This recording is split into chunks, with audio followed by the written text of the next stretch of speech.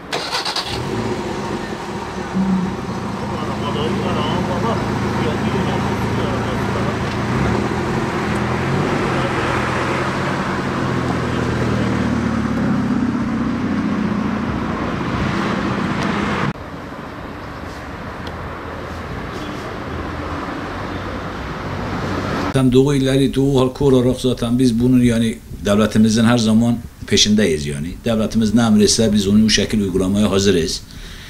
Ama bizim buranın illerinde taksi toplantılarında yani burada çalışma hususu olarak İstanbul gibi değil bura iş şeyi yani iş pariteri yani. Biz İstanbul gibi değil. Burada yani normalde yani bir şey olarak Sayın Valime sesleniyorum buradan. Sayın Valimden ricamız esnafımız adına yani bu tekli çiftli çok arkadaşımız mağdur oluyor. Şimdi zaten bizim burada sürekli telefonlarımız yoldan geçeni biz almıyoruz. Bizim zaten genelde bizim telefonlarımız var.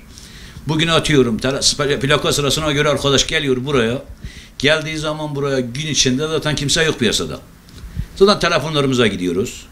Ondan dolayı yani telefonlardan dolayı biz esnaf olarak mağdur olmuşuz.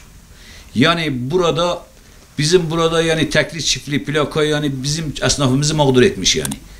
Yine de biz kanunlara saygımız var her zaman, her yerde yani.